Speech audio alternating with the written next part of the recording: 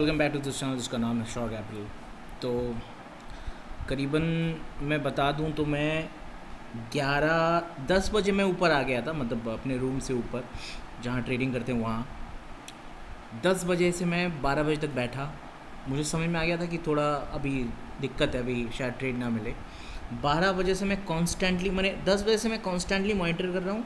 12 बजे से ऐसे कुछ सिनारियोज बने जिससे ऐसा लगा कि ट्रेड लिया जा सकता है, इसीलिए मैं अभी तक बैठा हूँ। 4 बज रहे हैं। तो मोटा मोटा कहने का मतलब ये है कि बस एक प्रॉफिटेबल ट्रेड पाने के लिए मुझे करीबन गाइस नहीं कुछ तो 5 घंटे लग गए। 5 घंटे मैंने सिर्फ पेशेंटली वेट किया। तो अब मैं कैसे समझाऊं कि ट्रेडिंग करना कितना आसान या मुश्किल, वो सब तो बात की बात है, मगर ये जो पेशेंस है, ये जो पैशन है, ये तभी होगा जब आपके अंदर वो जज्बा होगा। मतलब इतना पेशेंस, इतना पेशेंटली वेट करना नहीं होता है सबसे। तो ट्रेड के पीछे का लॉजिक मैं समझाता हूँ। मैं बता दूँ, एक लॉस हो चुका ऑलरेडी मेरा, ठीक है, $87 का, और ये अगर आता तो $187 का प्रॉफिट होगा।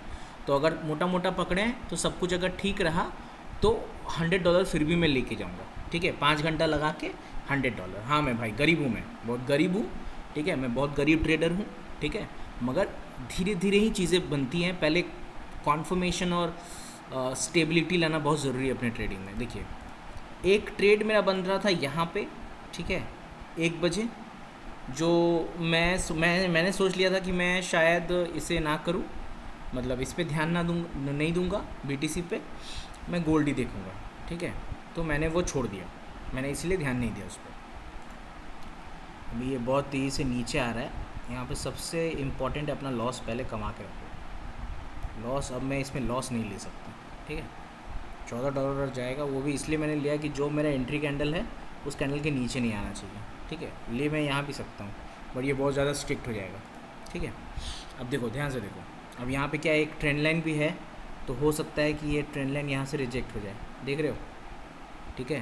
तो सबसे पहले इसको बाइंग प्राइस पे ट्रेड करना होगा, ठीक है।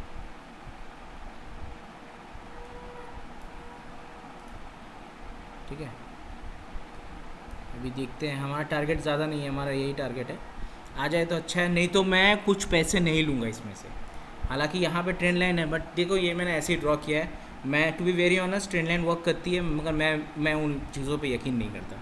I don't believe in trend line, ठीक है। तो जो जिसको ट्रेंड लाइन पे आता है काम करने, वो काम करे और पैसे बनते हैं। उधर भी हर स्ट्रैटेजी, हर सिस्टम आपको पैसा कमा के देता है, चाहे वो ट्रेंड लाइन हो, चाहे वो सपोर्ट रेजिस्टेंस हो, चाहे वो मूविंग एवरेज हो। तो मैं अपना ट्रेड का लॉजिक बताता हूँ। मैंने देख लिया कि प्राइसेस अब मोमेंटम कर चुकी है। अब सबसे पहले जब भी आप ट्रेड करते हो ना, it is very important to understand कि आप क्या करना चाहते हो, what you want to do, what you want to do as in which direction you want to trade. Simple है। अगर बहुत रेयर होता है ऐसा कि आप दोनों जगह ट्रेड लेते हो, मतलब जो बहुत अच्छे ट्रेडर्स भी हैं वो दोनों जगह यूजली ट्रेड नहीं लेते हैं, ठीक है। वो कोई एक डायरेक्शन को पिक करते हैं और उस पर ही स्टिक रहते हैं। जो दोनों डायरेक्शन में ट्रेड ले रहा है उसका आमूमन चांस है कि पैसा नहीं बनने वाला। पैसा नहीं बनेगा, that is a good thing. कि पैसा नहीं बना, उसमें उसमें नाराज़ होने वाली या अफसोस करने वाली बात नहीं है। बात यह है, when you are psychologically fucked up, मतलब आप डिसीजन लेने में प्रॉब्लम कर रहे हो। जब आप दो डिसीजन बना रहे हो तो आप क्या कर रहे हो, आप अपने आप को साइकोलॉजिकली फकअप कर दे रहे हो। तो वो साइकोलॉजिकल फकअप के कारण क्या होता है ना, बहुत लोग बहुत देर बाद सक्सेस हो मिलता है ट्रेडिंग में। तो उसके लिए बहुत इंपॉर्टेंट है कि भैया हमें कोई साइकोलॉजिकल फकअप नहीं करना है। मेरा माइंड नहीं ले पाएगा, मेरा माइंड इसलिए नहीं ले पाएगा कि मुझसे नहीं होने वाला। अगर मैं बार बार फेल हो रहा हूँ और फेल हो रहा हूँ जानते हुए कि मैं ये गलती कर रहा हूँ, तो वो मेरा माइंड ले नहीं पाएगा, ठीक है। चलो अब देखो, जैसे कि यहाँ पे मैं क्या कर सकता हूँ, अभी इसको ऐसे बुक कर सकता हूँ, कोई फ़ायदा नहीं है उसका। मैं चाहूँ तो यहाँ पे ट्रेल लगा सकता हूँ ताकि कुछ ना कुछ प्रॉफिट मेरे पास आए, उसका भी कोई फ़ायदा नहीं है। अगर ये जाएगा तो ये पूरा जाएगा और मुझे जाने देना होगा, ठीक है। जब मैंने यहाँ पे टारगेट लगाया, मैंने कुछ सोच के ही लगाया है, ठीक है। सारे लॉजिक्स मैं आपको बताता हूँ, ध्यान से देखिएगा, ठीक है। सबसे पहले ध्यान से देखो, मार्केट क्या किया, मार्केट यहाँ पे स्विंग बनाया, ठीक है, ऊपर से नीचे। अगर आप देखोगे डे में, ठीक है, डे में आते हैं। डे में आप देख रहे हो कि कहीं पर ही स्टिक नहीं कर पा रहा, नीचे में वीक है, ऊपर में वीक है, मतलब साइडवेज है, सिंपल है। तो मैंने ये तो तय कर लिया था कि मैं छोटे ट्रेड लूँगा, मैं यहाँ पे कोई बड़ा चमत्कार का वेट नहीं कर रहा हूँ। तो यहाँ पे अभी मेरा जो टारगेट है वो मेरा रिस्क टू रिवॉर्ड मेरा गेम में नहीं है। I am not focusing on risk to reward, ठीक है। मैं यहाँ पे छोटे छोटे ट्रेड्स लेना चाह रहा हूँ और जल्दी से प्रॉफिट बुक करके भग लेना चाह रहा हूँ, ठीक है। तो स्कैल्पिंग मैं नहीं बोलूँगा कि मेरे सारे ट्रेड्स थोड़े स्लो रहते हैं, लॉजिक तभी भी इंटैक्ट रहता है, ठीक है। स्कैल्पिंग मतलब क्या, छुआ भाग गया, वैसे ट्रेड्स मैं नहीं लेता हूँ यूजुअली, ठीक है। अब देखो ये 43 मिनट से सस्टेन नहीं हो सकता, ये पूरा नेगेटिव हो जाए, क्योंकि बीटीसी भी देखो यहाँ पे सरवाइव करना बंद कर चुकी है, ठीक है। बीटीसी भी अब टूट रही है, तो हो सकता है बीटीसी यहाँ तक आ जाए और यहाँ तक आ जाएगा तो ये भी नीचे चला जाएगा। तो ये मेरा ऑलरेडी 70 देखो 66 पे आ गया प्रॉफिट, देख रहे हो प्रॉफिट जाना शुरू हो चुका है। तो प्रॉफिट जाना शुरू हो चुका है, मैं इसमें कुछ मैं बहुत ज़्यादा क्या कर सकता हूँ, क्योंकि यहाँ पे ऑलरेडी एक ट्रेंड लाइन है। देखो यहाँ पे देखो ध्यान से देखो, यहाँ पे ऑलरेडी एक ट्रेंड लाइन है जो मैंने ड्रॉ किया था, उस ट्रेंड लाइन पे लग के रिजेक्ट होना शुरू हो चुका है। हो सकता है ये वापस आ जाए, बिल्कुल हो सकता है, मगर मैं अगर प्रॉफिट लूँगा तो मिनिमम 1:2 लूँगा, ठीक है। और अगर मुझे ऐसा लगता है कि 1:2 मुझे मार्केट नहीं देगा तो मैं चुपचाप जो बेट मैं इसमें तब बेवकूफ़ होता अगर मैं कुछ लूज़ कर रहा हूँ, तो मैं कुछ लूज़ नहीं कर रहा, ठीक है। अब एक नज़रिया ये भी देखने का है, ये देखिए क्लोज पोजीशन है 87.22 87.97, ये मेरा आज का लॉस है। तो अगर मैं ये वाला बुक कर देता हूँ तो मैं यहाँ पे लॉसेस कुछ बचा सकता हूँ। ये कभी मत करना गाइस प्लीज़, ये सबसे गलत तरीका है ट्रेड करने का। If you always look for your account, look for the money in your account, always try to, हालांकि कहा जाता है ऑलवेज रिस्क मैनेजमेंट करो, ये करो, ऑलवेज रिस्क मैनेजमेंट बिल्कुल बिल्कुल सही है, मगर एक बात बताओ, आप जब ट्रेड ले रहे हो आपने एक प्लान करके ट्रेड लिया, उस ट्रेड में एक प्लान लॉस लिया, तो उस लॉस को छोटा करके आप क्या बचा ले रहे हो? बिकॉज मैं मान के चल रहा हूँ कि वो लॉस अगर होने का था तो वो डिसाइडेड लॉस था। ऐसा तो नहीं है कि आपने 100 रुपये का लॉस आपको देना था, आप यहाँ पे 200 लेके बैठे हुए हैं, वो तो आप नहीं कर रहे हो ना। आपने बोला मैं 100 डूबाऊंगा, तो 100 तो डूबना ही चाहिए अगर आप गलत हो तो। प्रॉब्लम क्या है वहाँ पे, मुझे वो समझ में नहीं आ रहा।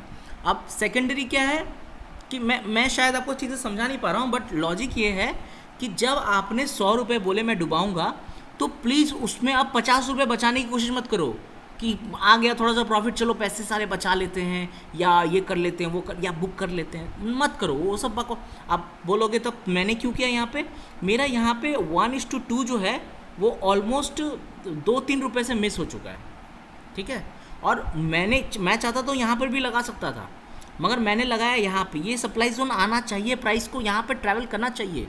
तो मैं यहाँ पे क्या फॉलो कर रहा हूँ, मैं यहाँ पे अकाउंट में कितने पैसे हैं, कितने बन सकते हैं, that is a part of risk management. जब तक वो है तब तक सही है, रिस्क मैनेजमेंट को तोड़ो मत। मैं भी रिस्क मैनेजमेंट पे हूँ, मगर मैं प्राइस के बेसिस पे डिसीजन लूँगा, कितना पैसा मैं बचा सकता हूँ, कितना लॉस को छोटा कर सकते हैं, वो सब बेसिस पे मैं डिस्कशन नहीं करना चाहता। वो मेरे ट्रेडिंग को क्या करेंगे और प्रॉब्लमेटिक बनाएंगे, और एक टाइम ऐसा आएगा कि मैं ट्रेड नहीं कर पाऊँगा सही से, ठीक है। ये पैसा चला जाए कोई दिक्कत नहीं है, भगवान करे चला जाए, ताकि मैं मेंटली फक्ड अप ना रहूँ। क्योंकि क्या होगा अगर मैं यहाँ पे बुक कर दूँ और ये पैसा जब ऊपर आ जाएगा ना, तो फिर बहुत गड़बड़ हो जाएगा। तब भी आप मेंटली देखिए, आपको डिसीजन मेकर बनना पड़ता है आपको। आइदर यू टेक डिसीजन, और रॉन्ग हो राइट हो, यू हैव टू नो कि this is your decision. So I am sticking to my decision. इसमें ये नहीं है, क्योंकि देखो अगर मैं यहाँ पे लॉसेस ले लूँ, मेरा यहाँ पे बाइंग प्राइस ट्रिगर हो जाए, तो आप कहोगे अरे यार तेरे को अच्छा प्रॉफिट दिखा रहा था, $126-27 आ गया था, $30-40, क्यों 4 रुपये 5 रुपये के लिए तूने पूरा डुबा दिया, ठीक है। बहुत बड़ा गधा है तू, बहुत बड़ा सी है तू, ठीक है, बहुत अच्छी बात है, मगर प्राइस को यहाँ तक आना चाहिए, प्राइस का ये फ्लो बनता है। अगर मैं इतना माइक्रो लेवल पे जज करूँ, क्योंकि अभी यहाँ पे प्राइस को नहीं आने का रीज़न क्या है, देखिए बीटीसी नीचे जा रहा है, हो सकता है कि बीटीसी नीचे चला जाए जिसके कारण गोल्ड भी स्ट्रेच हो जाए, मगर अगर ऐसा ना हो तो गोल्ड इस जगह पे आएगा। ये प्राइस डिसीजन है, ये मैं कोई मॉनिटरी डिसीजन नहीं ले रहा हूँ, कि मेरे अकाउंट में कितना पैसा है, ये मेरे लॉस बच जाए, अरे दिन का लॉस कवर हो जाए, मैं ब्रेक इवन पे क्लोज कर दूँ, मैं $80 डुबाया हूँ, $80 बचा लूँ। वो सब मत करो गाइज, वो सबसे अनफॉर्चुनेटली पैसे नहीं बनते हैं, ठीक है। You have to stick to your decision. तो देखिए मैंने यहाँ पे देखा, मैं बस यहाँ पे क्या, अब थोड़ा लॉजिक बता देता हूँ। मुझे पता चल गया था मुझे बाई करना है, तब तक बाई करना है जब तक इसका 5 के नीचे प्राइसेस नहीं आ जाता। प्राइसेस क्या है बोलिए तो, प्राइसेस जो हमने जो मार्केट में चल रहा है, ऊपर नीचे नंगा नाच जो चल रहा है, आप यहाँ पे सेल करो तो ठीक है, यहाँ पे बाई करो ठीक है। बीच में क्या होता है ना, मार्केट हमेशा फंसाता है। कल भी मार्केट मुझे यहाँ पे फंसाया।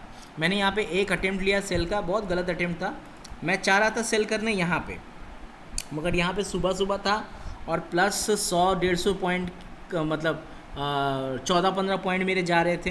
थोड़ा लंबा एसएल लेने का मन नहीं था मुझे। यहाँ पर भी वही इशू हो गया, $24 का एसएल आ रहा था एक कैंडल पे 5 मिनट के टाइम फ्रेम पे, तो मैं नहीं था, यहाँ पर भी नहीं था मैं, वहाँ पर भी नहीं था। बीच के ट्रेड्स में मुझे ऑलरेडी लॉसेस हो चुके थे। क्यों लॉसेस हो चुके, क्योंकि इस टाइम पे मैं मार्केट में बैठा हुआ नहीं था, मैं दोपहर में आया, ठीक है, इस जगह पे आया मैं, करीबन 12-1 बजे आया। उसके बाद मार्केट बहुत ज़्यादा साइडवेज हुआ, घिसा। उसके बाद जो ब्रेकआउट हुआ 6 बजे हुआ, तो मैं 6 बजे आता तो हो जाता, ठीक है, कोई बात नहीं। मैंने समझा कि मैं प्राइजेस को देख रहा था कैसे मूव करता है, क्या करता है, ठीक है। फिर ये 8:55 में यहाँ से ऊपर चला गया, ठीक है, देख लीजिए, ठीक है। तो मैं आज आया, देखियो, है ना, आ गए पैसे, आ गए वापस। क्या करूँ, बेच दूँ इसको? मुझे नहीं पता गाइस कि ये नीचे जाएगा, मुझे नहीं पता कि ये ऊपर जाएगा, बट जब मैंने कोई डिसीजन लिया ना, I have to respect my decision. यही मैं आपको समझाने की कोशिश कर रहा हूँ। ये जितनी जल्दी आप समझ जाओगे आपके लिए भी बेटर होगा, ठीक है। तो चलो एक्सप्लेनेशन पे चलते हैं, ये सब पे फोकस मत करो, this is a part and parcel of the game. अब मैं वेट कर रहा था ना कोई इंपॉर्टेंट जगह की लिक्विडिटी ले। क्या होता है, ध्यान से देखना, सारी चीज़ें ना यहाँ पे हो रही है। ये इसका छूंछ है, ये इसका पूछ है। देखिए मार्केट आपको मैनिपुलेट कर सकता है, ठीक है, बायर सेलर आपको तड़पा सकते हैं, ठीक है। मार्केट स्ट्रक्चर जो होता है जिसमें हायर हाई बनते हैं, लोअर लो बनते हैं, उसे मैनिपुलेट करना ना बड़ा मुश्किल है, क्योंकि वो वॉल्यूम से डिराइव होता है और वॉल्यूम मैनिपुलेट नहीं किया जा सकता। प्राइस तब भी मैनिपुलेट किया जा सकता है, वॉल्यूम को मैनिपुलेट नहीं किया जा सकता। तो मैं हमेशा कोशिश करता हूँ कि ये सब जगह पे मैं ट्रेड लूँ, ठीक है। तो अब यहाँ पे आते हैं, समझाता हूँ मैं क्या समझाने की कोशिश कर रहा हूँ। मैंने देखा क्यों ये सब जगह पे क्यों ट्रेड लेना चाहिए। आप देखो ध्यान से, अगर प्राइजेस ऐसे ऐसे करके जा रही हैं, आपके पास सिर्फ और सिर्फ 3 एंट्री हैं। On a up trend you have only 3 entries. पहला कि आप रिवर्सल ही पकड़ लो, अप ट्रेंड होने से पहले नीचे से ही आप पकड़ लो, ठीक है। जैसा कि एंट्री नंबर 1 मैं सारा चार्ट में एक्सप्लेन करता हूँ। ये वाला, ये डाउन ट्रेंड था, ये रिवर्स हुआ, आपने यही पकड़ लिया। दूसरा एंट्री क्या हो सकता है, दूसरा एंट्री हो सकता है कि आपने ट्रेंड कंटिन्यूशन पे पकड़ा, जिसको हम लोग बोलते हैं रीटेस्ट। रिवर्सल हुआ, प्राइजेस डाउन ट्रेंड से अप ट्रेंड पे गई, ठीक है, एक रीटेस्ट हुआ, इस रीटेस्ट पे आपने पकड़ा, ठीक है, और फिर प्राइजेस यहाँ से ऊपर चली गई। ये रीटेस्ट 50% पे भी हो सकता है, 30% भी हो सकता है, 60% भी हो सकता है, किसी भी तरह का रीटेस्ट हो सकता है ये, ठीक है। इसको बोलते हैं स्विंग, ठीक है, ये स्विंग हुआ। और तीसरा जो है वो है ब्रेकआउट। आप कोई लेवल टूटने दो, इसके ऊपर ब्रेकआउट जाओ। अमूमन ब्रेकआउट फेल हो जाता है, तो तीसरा मैं फॉलो नहीं करता मोस्टली। तो यहाँ पे देखो, ये है आपका रिवर्सल ट्रेड।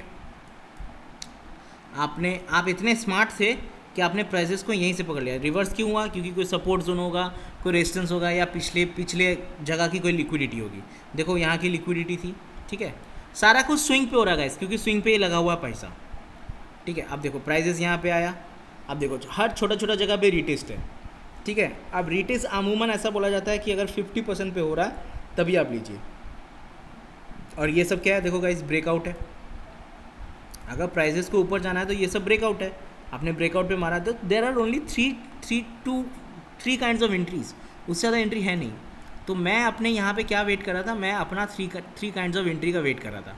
मेरा 3 काइंड्स ऑफ एंट्री क्या है कि मुझे भाई यहाँ मैं ये सब जगह पे इंटरेस्टेड हूँ अगर मैं सेल कर रहा हूँ तो, और मैं ये सब जगह पे इंटरेस्टेड हूँ अगर मैं बाई कर रहा हूँ तो। इस जगह से मैंने एक ट्राई लिया, प्राइस नीचे आई, ऐसे करके मेरा एसएल दे दिया। फिर मैंने यहाँ से ट्राई लिया, यहाँ से प्राइस निकल गई। सिंपल लॉजिक, सिंपल सोल्यूशन, सब कुछ सिंपल। सेल कर रहा होता तो मैं यहाँ पे ट्राई लेता, ठीक है। बाई कर रहा था बोल के मैंने यहाँ पे ट्राई लिया, ठीक है। अब थोड़ा सा और समझने की कोशिश करते हैं कि चल पड़ा तो गाड़ी चल पड़ी तो ठीक है, ट्रेड लेके निकल जाओ, अच्छे से निकल जाओ, ठीक है। अब प्रॉब्लम ये है ना कि ये बनने के बाद, अब देखो मैं प्राइस फॉलो कर रहा हूँ, ये कैंडल बनने के बाद मैंने पहले क्यों नहीं लगाया, क्योंकि मुझे पता था कि थोड़ा डिप कर सकता है प्राइजेस, थोड़ा डिप करेगा, क्योंकि बड़ा कैंडल बना ना, वॉल्यूम इसका ये हो रहा है। अब ना ये जब कैंडल थोड़ा सा बन चुका है, यहाँ पे रिजेक्शन आ रहा है, तो ये हो सकता है कि इसका फ्लो नीचे आ जाए। अब यहाँ पे पैसा खोना सही नहीं होगा। अब प्राइस को, अब मैं क्या कर रहा हूँ, मैं ना डरता हूँ, ठीक है, और ना मैं डराता हूँ, मैं चुपचाप क्या करता हूँ, मैं प्राइस को फॉलो करता हूँ। क्या हुआ यार, stop loss is too high for this. अच्छा, स्टॉप लॉस है ना, स्टॉप लॉस तो लगा ही सकते हैं हम लोग। Stop loss is too high क्यों बोल रहा है, ये क्या फंडा है यार।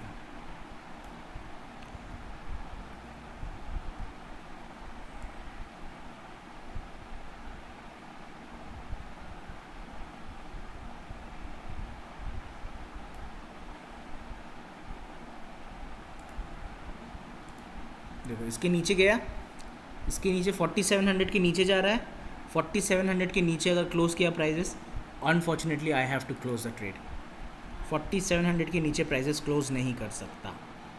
अब हाँ, प्राइसेस देखो अभी भी 2 मिनट बाकी है। अब ये पूरा मेरा अगर खा जाएगा दैट्स फाइन, मैं खाने दूंगा, ठीक है। होल्ड ऑन, अस्थिरता दिखाना होगा। वो देखो स्टॉक मार्केट चाहता ही है, मार्केट चाहता ही है कि पैसे ना बने, क्योंकि नियम ही है ना मार्केट का। 100 आदमी ट्रेड कर रहा है तो हर आदमी को पैसे देने का मार्केट का कोई इंटेंशन नहीं है, ठीक है। उसका इंटेंशन यही है कि वो चाहता है, ठीक है। ये मैंने क्या किया, अपने आप को प्रोटेक्ट कर लिया। अगर धड़ाम से नीचे गिरता है तो मेरा सिर्फ यही जाएगा।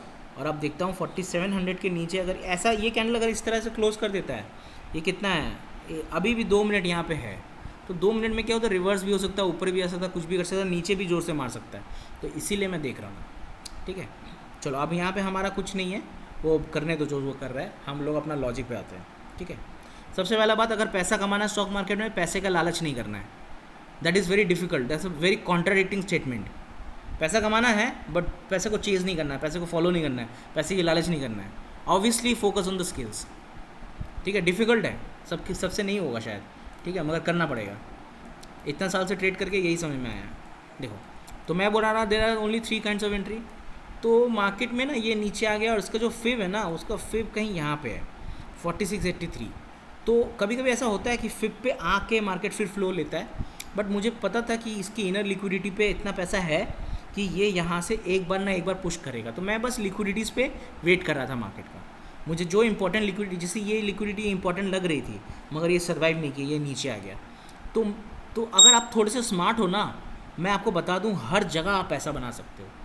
आपको बस थोड़ा सा मार्केट को समझने की देरी है। एक बार आप समझोगे ना, हर जगह, मैं यकीन से बोल रहा हूँ, हर जगह पे आप पैसे बना सकते हो, ठीक है। बस अपने लॉजिक को इंटैक्ट रखो, ठीक है। हर जगह पे आप पैसे बना सकते हो। तो मेरा लॉजिक बड़ा ही सिंपल है, बड़ा ही फुद्दू सा लॉजिक है, ठीक है। मगर सच बताऊँ, मार्केट में ना सिंपलेस्ट लॉजिक काम करता है। कॉम्प्लिकेटेड कुछ भी मार्केट में वर्क नहीं करता। मार्केट अप्रिशिएट ही नहीं करता कॉम्प्लिकेटेड चीज़ों को। मार्केट कॉम्प्लिकेटेड चीज़ों को अप्रिशिएट ही नहीं करता। देखो ये क्लोजिंग ना बड़ा गंदा कर रहा है। ये मैं चाह रहा था ये पूरा रिवर्स हो जाए, और अभी कितना था बाकी है, 40 ना, ये हमारे लिए रिस्की हो गया। चलो डन। अब अकाउंट ऐसे अगर हम लोग देखते हैं, आज कितना डॉलर डुबाया, $35, ठीक है, कोई बात नहीं, फिर से रिकवर हो जाएगा। रिकवर इन द सेंस कि मैं फिर ट्रेड करने बैठूंगा, और अगर अच्छा लगा तो फिर कुछ ट्रेड लेंगे। ट्रेड का लॉजिक सिंपल था, घर में पैसे आए नहीं आए जी। क्या ये वीडियो मुझे अपलोड करना चाहिए जब पैसे बने ही नहीं, प्रॉफिट हुआ ही नहीं? बिल्कुल नहीं करना चाहिए, क्योंकि मैक्सिमम लोग ऐसे ही करके ट्रेडिंग करते हैं, ठीक है। मगर यही वीडियो सबसे इम्पोर्टेंट वीडियो है, यही वीडियो जाना चाहिए। Thank you so much for watching this channel, जिसका नाम है शॉक कैपिटल।